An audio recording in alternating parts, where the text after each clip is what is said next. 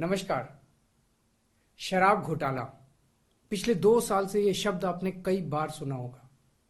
2 साल से बीजेपी की सारी एजेंसीज कई रेड मार चुकी हैं, कई लोगों को गिरफ्तार कर चुकी हैं, लेकिन अभी तक एक भी पैसे का हेरफेर कहीं नहीं मिला।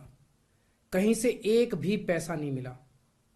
अगर भ्रष्टाचार वाकई हुआ है तो इतने करोड़ों रुपए गए कहां? क्या सारा पैसा हवा में गायब हो गया? सच्चाई यह है कि किसी तरह का कोई भ्रष्टाचार हुआ ही नहीं। अगर होता तो पैसा भी मिलता। ऐसे फर्जी केस में आम आदमी पार्टी के कई नेताओं को इन्होंने अभी तक जेल में रखा हुआ है। किसी के भी खिलाफ कोई सबूत नहीं है, कुछ साबित नहीं हो रहा।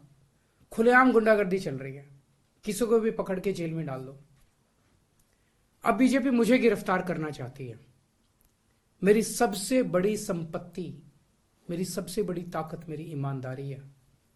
झूठे आरोप लगा के, फर्जी समन भेज के ये मुझे बदनाम करना चाहते हैं, मेरी ईमानदारी पे चोट करना चाहते हैं। इन्होंने मुझे समन भेजे हैं। मेरे वकीलों ने मुझे बताया कि ये समन गैर कानूनी है। क्यों गैर कानूनी है? ये मैंने इनको विस्तार से लिख के भेजा है। मैंने बताया है कि उनके समन कैसे गैर कानूनी है, लेकिन उन्होंने मेरी एक भी बात का जवाब नहीं दिया। इसका मतलब उनके पास मेरी बातों का जवाब नहीं है। इसका मतलब वे भी मानते हैं कि उनका नोटिस गैर कानूनी है। क्या मुझे एक गैर कानूनी समन का पालन करना चाहिए? अगर कानूनी रूप से सही समन आएगा तो मैं पूरा सहयोग करूंगा। बीजेपी का मकसद जांच करना तो है ही नहीं। इनका मकसद तो लोकसभा चुनाव में मुझे प्रचार करने से रोकना है। ठीक लोकसभा चुनाव के पहले इन्होंने मुझे समन भेजा है। क्यों? इस जांच को चलते 2 साल हो गए। अभी ठीक लोकसभा चुनाव के पहले मुझे क्यों बुलाया जा रहा है? पहले क्यों नहीं बुलाया? सीबीआई ने मेरे को 8 महीने पहले बुलाया था। मैं सीबीआई में गया था, उनके सारे जवाब भी दिए थे। लेकिन अब ये लोग ठीक लोकसभा चुनाव के 2 महीने पहले मुझे बुला रहे हैं।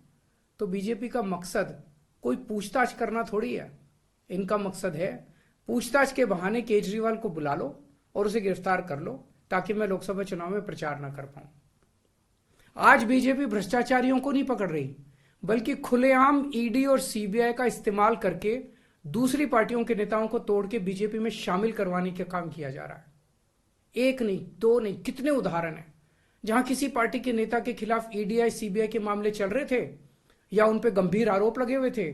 जैसे ही वो नेता बीजेपी में शामिल हुए, उनके सारे पुराने मामले बंद कर दिए गए या ठंडे बस्ते में डाल दिए गए। तो जो इनकी पार्टी ज्वाइन कर लेता है उसके सारे मामले रफा दफा कर दिए जाते हैं। जो इनकी पार्टी में नहीं जाता वो जेल जाता है। आज मनीष सिसोदिया, संजय सिंह और विजय नायर इसलिए जेल में नहीं है कि उन्होंने भ्रष्टाचार किया है, वो इसलिए जेल में है क्योंकि उन्होंने बीजेपी में शामिल होने से इंकार कर दिया है। आज हम बीजेपी का मुकाबला क्यों कर पा रहे हैं? क्योंकि हमने कोई भ्रष्टाचार नहीं किया। अगर हमने जरा सा भी गलत काम किया होता तो दूसरे भ्रष्टाचारी नेताओं की तरह आज भी हम बीजेपी में शामिल हो चुके आज तो होते आज तक। इस तरह देश के ईमानदार नेताओं को जेल में डाल के और भ्रष्टाचारियों को अपनी पार्टी में शामिल करवा के ऐसे तो देश आगे नहीं बढ़ सकता। ये क्या चल रहा है? ये जो कुछ भी चल रहा है बहुत खतरनाक है। ये हमारे जनतंत्र के लिए बहुत गलत है। इसे रोकना होगा। मैं हमेशा देश के लिए लड़ा हूं। मेरा तन मन धन देश के लिए है। मेरी एक एक सांस देश के लिए है। मेरी खून की एक एक बूंद देश के लिए है। मेरे शरीर का एक एक कतरा देश के लिए समर्पित है। हमें मिलकर देश को बचाना है।